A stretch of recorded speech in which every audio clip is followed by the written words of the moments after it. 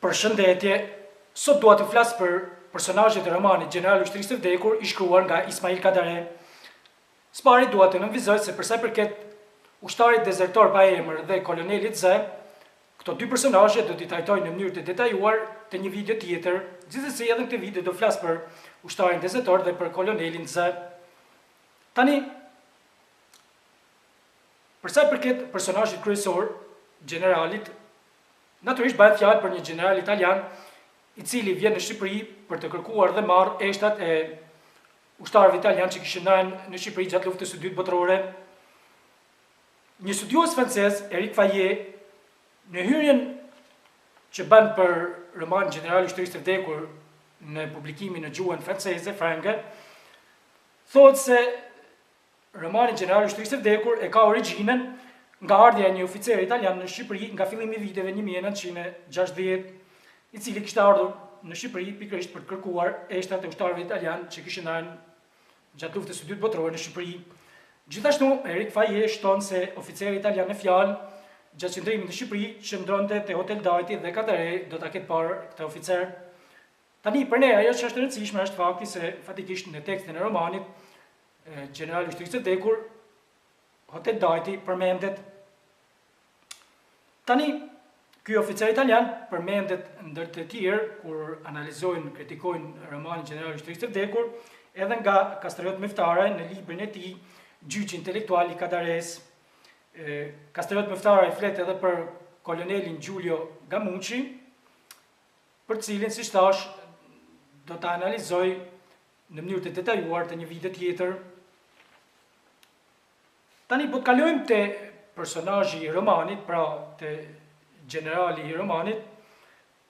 Mund të them së pari se në roman ai paraqitet si dikush që nuk e di gjuhën shqipe, dhe plus kësaj thuhet se në prill të vitit 1989, pra në momentin që Italia pushtoi Shqipërinë, ai ishte në Afrikë. Pse ishte në Afrikë? Sepse fatikisht në atë kohë Italia kishte ca koloni të saj në Afrikë, kështu që është e mundur se generali në vitin 1939, në momentin e pushtimit të Shqipërisë nga Italia, ai mund të ishte një funksionar, një zyrtar i shtetit italian te kolonitë italiane në Afrikë. Tani, çfarë mund të themi shtesë? Mund të themi këtë pra që bën fjalë për një general në kohë paqe, thot Kadareja, në kuptimin se siç e thash, në momentin që Italia pushtoi Shqipërinë, ai nuk ishte pjesë e trupave pushtuese. Plus kësaj, mund të vëmë në duke se generali në roman na paraqitet si një person që deri diku i pëlqen alkooli, sepse paraqitet duke pirë raki, madje në një rast në roman generali paraqitet edhe si një person i dehur. Pse pi alkool generali? Në roman thuhet se generali pi alkool për të harruar atë që shet ditën. Çfarë shet ditën? Ai shet ditën zhvarrosin e ushtarëve të tij që kanë rënë gjatë luftës së dytë botërore në Shqipëri. Mirë, kalojmë te personazhi tjetër, te prifti. Tani natyrisht prania e priftit si shoqërues i generalit nuk është as pak e rastësishme, në kuptimin se në ushtrinë italiane edhe sot ka priftrinj të posaçëm që shërbejnë në ushtri dhe quhen capellano, në italisht në shqip mund të themi kapelani, të cilët shërbejnë pikërisht për ushtarët në mënyrë që ata të kenë mundësinë të kryejnë ritet fetare brenda në ushtri. Plus kësaj do të kemi parasysh se prifti na paraqitet si një person që fatikisht di gjuhën shqipe dhe ka ca njohuri për ta ditat e shqiptarëve, kështu që edhe në këtë kuptim prezenca e priftit vlen edhe si një person që mund ta ndihmojë generalin që të përkthej kur generali do lëviz nëpër Shqipëri, sepse siç e tham, generali vetë nuk di gjuhën shqipe. Tani për sa i përket edhe kësaj gjëje, natyrisht nuk është as pak e rastësishme, sepse prezenca e misionarëve italianë në Shqipëri daton edhe para pushtimit fashist, madje edhe përpara pavarësisë, në kuptimin se që nga 1800-ta fillojnë ca misionar katolik ndërta edhe italianë që vinë në Shqipëri dhe krijojnë misionet e tyre fetare. E them të gjë sepse për shembull në roman përmendet edhe Societas Iesus apo Societas Iesus. Societas Iesus është fatikisht bëhet fjalë për jezuitet. Jezuitet janë një organizatë brenda Kishës Katolike, nëse jeni kurioz për ditën të një gjë më shumë, shikoni në internet, po siç e thash në roman përmenden. Tani përsa i përket priftit, po thoshin që është një person që di gjuhën shqipe, di sa tradita të shqiptarëve, ku diun për shembull flet për faktin se shqiptarët janë të dashuruar pas pushkës, të prirur për grindjet, gjakmarrët e kështu me radhë. Po natyrisht prezenca e priftit është e lidhur me faktin se prifti bën edhe lutjet për shpirtat e të vdekurve. Kështu që edhe në këtë kuptim është prezenca e priftit, aq e vërtet sa në roman përmendet ku diun lutja de profundis, që është në latinisht, në shqip do thotë nga thellësia në latinisht de profundis. De profundis është psalmi 130 në Bibël, pra një lutje për të vdekurit. Po fatikisht de profundis është edhe një letër e publikuar në vitin 1905 dhe e shkruar nga Oscar Wilde. Tani, Oscar Wilde fatikisht në roman përmendet kur në mënyrë indirekte dhe citohet kur flitet për krimet që bëhen ata që vinë nga klasat e ulta, thot Kadare duke ju referuar Oscar Wilde, e bëhen ata që vinë nga klasat e ulta një krim për të marrë ndjesitë të mëdha, për shembull kushtet e tjera, ndjesitë të mëdha mund t'i marrin ku diun nga kultura, arti e kështu me radhë. Plus kësaj, siç po thosha, për sa i përket de profundis të Oscar Wilde, dua të nënvizoj faktin se në këtë letër Oscar Wilde shkruan për lidhjen e tij homoseksuale me një burr tjetër. Tani nuk e di nëse mund të bëhet një lidhje mes de profundis të Oscar Wilde dhe de profundis lutjes për të vdekurit, por gjithsesi, siç e thash, Oscar Wilde citohet direkt në roman dhe ajo që është e rëndësishme është edhe fakti se në roman flitet për imoralitetin e priftit, pra për faktin se prifti nuk është imoralshëm sepse dyshohet se ndoshta ai ka pasur një lidhje të fshehtë me gruan e kolonelit Z. Kështu që në këtë kuptim mund të bëhet edhe një lidhje mes de profundis si lutje dhe de profundis letra e shkruar nga Oscar Wilde, duke qenë se homoseksualiteti për cilin ai shkruante në këtë letër Oscar Wilde natyrisht shihej si diçka pamoralshme, të paktën për periudhën kur e ka shkruar. Mirë, vazhdojmë, kalojmë te koloneli Z. Tani koloneli Z mund të shihet në shumë aspekte, fatikisht duke qenë se Z thjesht një shkruajmë thua se si të interpretohet, por gjithsesi Z mendoj unë është lidhur me faktin se Z-ja si shkruajnë në alfabetin italian është shkronja e fundit, pra është nga A-ja deri te Z-ja. Alfabeti italian, sepse italianët nuk kanë shkronjën Z. Kështu që në këtë kuptim pse A-ja deri te Z-ja, sepse është lista e të humburve, apo jo, nga A-ja deri te Z-ja. Plus kësaj, fatikisht edhe gruaja e kolonelit Z quhet Beti. Tani, Beti është gjysma e fjalës alfabeti, apo jo, alfa, beti, kështu që Z shkronja e fundit alfabeti, Beti, gjysma e fjalës alfabeti, gruaja e kolonelit Z. Po natyrisht, aq e vërtet sa përsa përket listës, mund të vëmë re se thuhet në roman koloneli Z ishte në krye të listës të humburve. Tani fatikisht kjo është pak ironike sepse teorikisht duhet të ishte në fund apo jo, sepse Z-ja është shkronja e fundit në alfabetin italian apo jo. Po mund të lidhet edhe me faktin se ishte në krye për shkak se ai ishte një aristokrat, pra ishte një person i rëndësishëm sepse vinte nga një familje aristokrate. Në këtë kuptim, aristokrat mund të lidhet edhe koloneli Z me fjalën zotëri, zoti e kështu me radhë.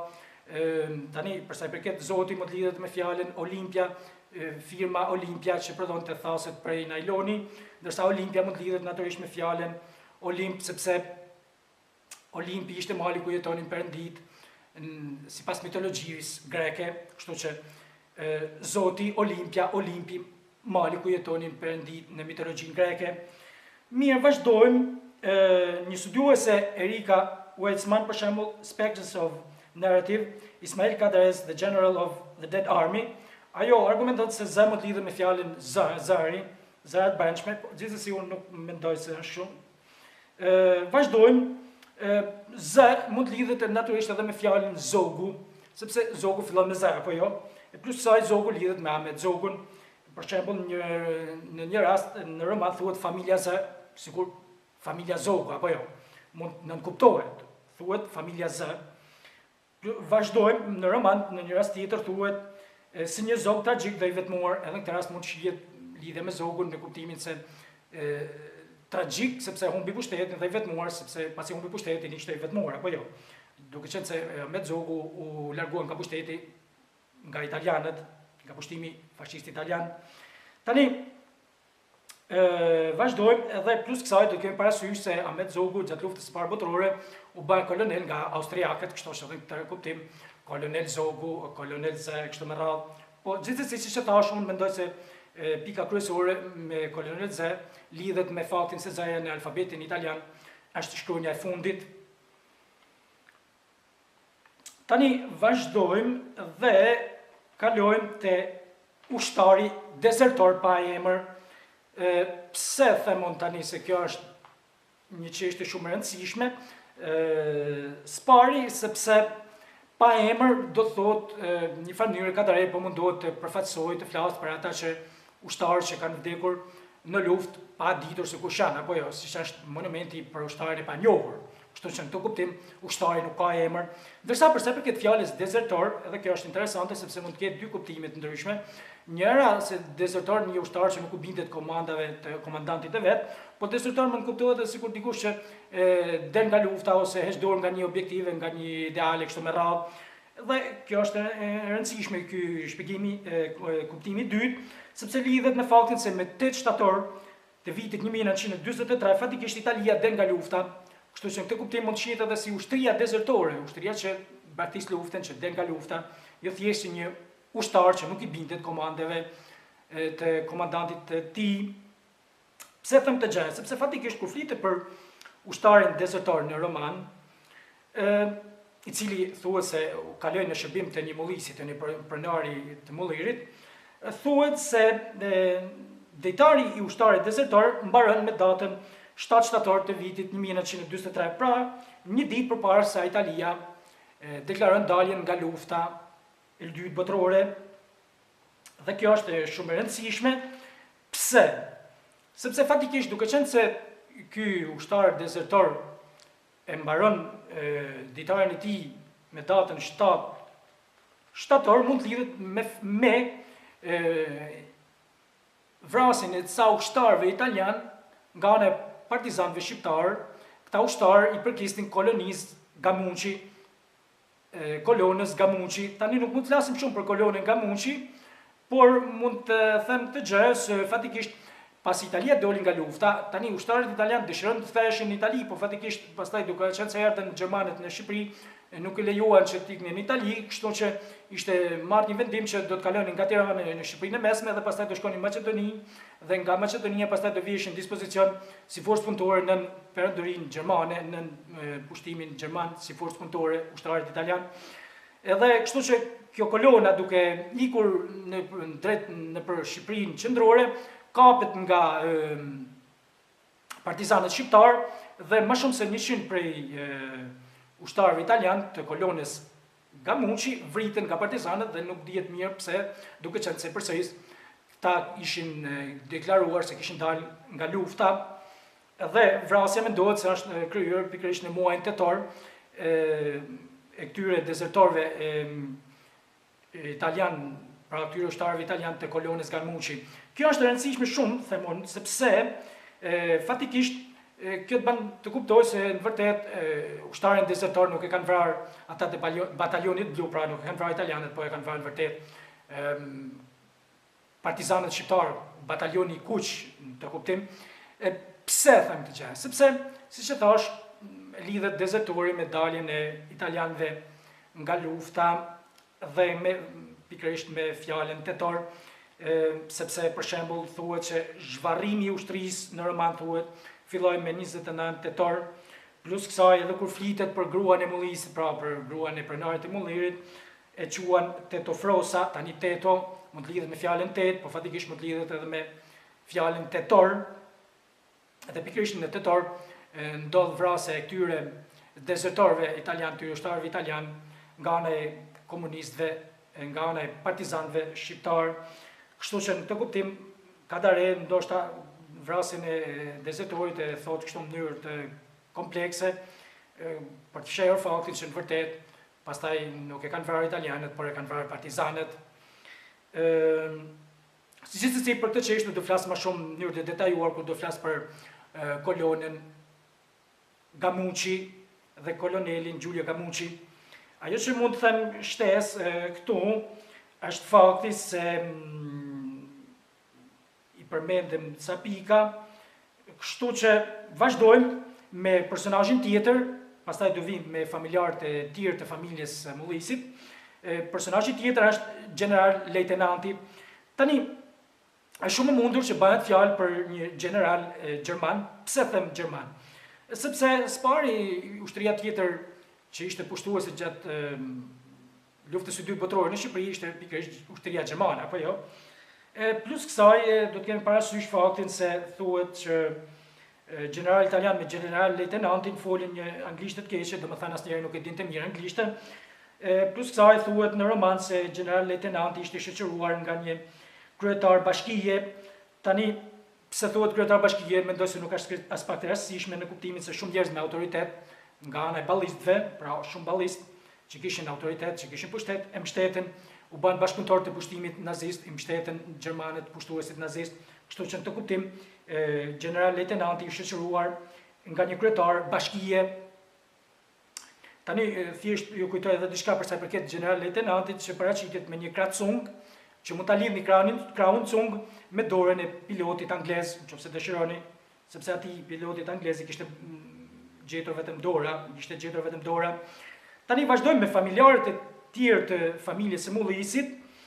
Frosa, tani fjala Frosa mund të lidhet në vërtet me Rosa. Rosa lidhet me fjalën pata, sepse në roman thuhet se fluturojnë pata dhe Rosa në fakt mënyrë është një patë që fluturon, apo jo? Më falni, desha të them pata është si të ishte një rosë që fluturon. Kështu që në këtë kuptim Rosa dhe pata janë të ngjashme. Frosa, Rosa, pata mund të lidhet me fjalën frati, frata. Kështu që Rosa, Frosa, pata, frata, frati, kur flitet për fratin, edhe për personazhin Nik Martini.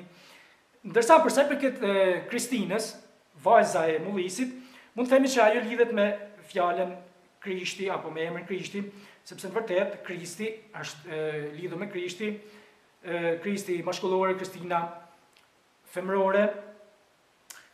Natyrisht pastaj këtu mund të themi që Krishti lidhet edhe me faktin se në roman thuhet Gjenerali kishte ardhur si një Krisht i ri. Këtu mendoj se Kadare është duke ironizuar me faktin që në vërtet Gjenerali kishte ardhur si një Krisht i ri, duke lidhur me atë që thuhet në Ungjil kur flitet për ringjalljen e vdekurve, një farë mënyrë, si më thënë Gjenerali po i nxjerr nga varri ushtarët e tij për t'i dërguar në Itali, kështu që në këtë mënyrë po e lidh ndoshta Kadare në mënyrë ironike atë që thuhet në Ungjil për ringjalljen e vdekurve dhe Gjeneralin si një Krisht i ri. Plus kësaj Krishtin mund ta lidhim edhe me atë që thuhet për sa i përket medaljonëve, kur thuhet se në medaljonin e ushtarëve ishte koka shënmërisë, shënmëria për krishterët është nëna e Krishtit, kështu që në këtë kuptim Kristina, Krishti, shënmëria e kështu me radhë, pra lidhja mes këtyre emrave. Vazhdojmë me personazhin tjetër, me Nik Martinin. Tani Nik Martini, Nik do thot vërtet fitore, sepse në mitologjinë greke Nike është perëndëresha e fitores, pra është perëndesha e fitores, kështu që Nik, fitimtar, Nike, perëndesha e fitores në mitologjinë greke, ndërsa Martini lidhet me fjalën Martin do thot pushk, aq vërtet sa në roman thuhet Nik Martini qiti pushk, po Martini mund të lidhet edhe me pijen, me koktelin, duke qenë se në roman flitet për rakin, për konjakun e kështu me radhë, Martini si pije, po Martini edhe si pushk. Për sa i përket Martin si pushk, mund t'ju kujtoj këtu për shembull Laute e Malcis, ku Gjergj Fishta e përmend shpeshherë fjalën Martin si sinonim i fjalës pushk. Mirë, vazhdojmë dhe vim të plaka NEEDS. Tani, NEEDS, naturisht, është vërtet emri femëror i fjales e një emrit NIK. NIK mashkullore, NEEDS femërore. Kështu që në këtë kuptim NEEDS, fitimtare, fituese. Pse? Sepse arriti të vrante, kishte arritur të vrante kolonelin Zej, cili kishte vrarë burrin e saj dhe kishte dhunuar vajzën e saj minorene. Për sa i përket Ramiz Kurtit, edhe ky është një personazh shumë interesant. Ramiz Kurti paraqitet si një person që vret prostitutën sepse prostituta kishte prishur lidhjen e djalit të tij me të fejuaren.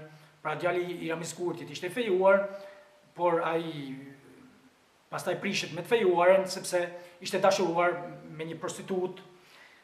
Dhe Ramiz Kurti shkon atje, ajo mendon se ishte klienti i saj, por në vërtet pastaj ai e vret. Tani Ramiz Kurti lidhet ndoshta s'pare mbi emrin me fjalën Kurti sepse e fut prostitutën kurth. Po fatikisht unë mendoj se Ramiz Kurti mund të lidhet edhe me Ramiz Alin. Ndoshta është një egzagerim i imi nga interpretimi që po bëj, por gjithsesi pse mund të lidhet? Sepse fatikisht Ramiz Alia ka qenë një ndër antarët e delegacionit shqiptar që ka marrë pjesë në konferencën e partive që është mbajtur në Moskë në vitin 1960 dhe në këtë konferencë fatikisht Shqipëria u prish me Bashkimin Sovjetik në përfundimtare. Dhe pse e them këtë? Sepse fatikisht Ramiz Alia lidhet me këtë çështjen e kurthit, e fejesës, e tjere, prishjes së fejesës, kështu. Duke qenë se mund të kemi parasysh Shqipërinë, Bashkimin Sovjetik dhe Jugosllavinë. Tani, nuk po hyjmë shumë, po fatikisht një ndër motivet se pse Shqipëria u prish me Bashkimin Sovjetik ishte edhe fakti se pas vdekjes së Stalinit, që ndodhi në vitin 1953, Bashkimi Sovjetik u afrua me Jugosllavinë dhe afrimi me Jugosllavinë ishte një ndër motivet për të cilat pastaj Shqipëria hyi në një situatë konfliktuale me Bashkimin Sovjetik dhe pastaj në 60-61 situata u shkoi në ekstrem, saqë pastaj Shqipëria edhe Bashkimi Sovjetik nuk kishin më as marrëdhënie diplomatike. Kështu që në të kuptim Ramiz Kurti, Ramiz Alia, Italia, desha them Shqipëria, Jugoslavia dhe Bashkimi Sovjetik. Po ndoshta po egzagjeroj unë, po gjithsesi mund ta shihni edhe thjesht si kurthi që i bëri kurthin prostitutës, sepse ajo mendonte se po shkonte si klient i saj, po në vërtet ai e vrau. Tani vazhdojmë me fjalën Olimpia. Tani këta është thash, po këtu Kadare po ironizon, pak mendoj unë, sepse Olimpia paraqitet si firma që bën thasë prej najloni për eshtat e atyre që i gjejnë, ushtarëve që i gjejnë. Pse ka ironi? Sepse, si që thash, Olimpia lidhet me Olimpin, pra mali i ku rrin Perëndit, tani si mund të rrin Perëndit, ku në vërtet këta s'janë ma Perëndi, po janë thjesht eshtra që futen në thasë prej najloni, kështu që këto është ironia e Olimpia me Olimpin. Tani, vazhdojmë me simbolin V. Tani, simboli V lidhet me shumë gjëra, po të fillojmë s'pari. Në roman thuhet se varret ishin në formë, u hapen në formë veje me majën nga deti, thuhet në një rast. Çfarë do të thotë në formë veje me majën nga deti? Do të thotë që është ky simboli kështu. Keni parasysh njëshi më i vogël se dyshi për shembull, apo jo? Kështu që në këtë rast nga deti Italia më e vogël se Shqipëria, apo jo? Kështu që në këtë kuptim, veja me maje nga deti nga Italia. Pse më e vogël Italia se Shqipëria? Sepse Italia erdhi të pushtonte Shqipërinë, por pastaj doli humbse në këtë kuptim. Po natyrisht veja si simbol mund të lidhet edhe me fjalën Victoria. Tani Victoria është perëndesha e fitores në mitologjinë romake, pra Nike është në mitologjinë greke, ndërsa në mitologjinë romake është Victoria, fitore. Pra pse fitore? Sepse shqiptarët e tham kishin dal fitimtar në kuptimin që Italia doli nga lufta e tërpëruar e kështu me radhë. Tani Natyrisht fitore thashni, po mund të lidhet edhe me fjalën vendeta. Vendeta do të thotë hakmarrje. Tani pse hakmarrje? Sepse shqiptarët arritën të hakmerrishin pushtimit italian, po mund të shihet edhe si hakmarrja e ushtarëve, e partizanëve shqiptar kundrejt dezertorëve italian të kolonës Gamuçi, që e thash pak përpara nëse ju kujtohet. Kështu që kjo edhe për sa i përket simbolit ve.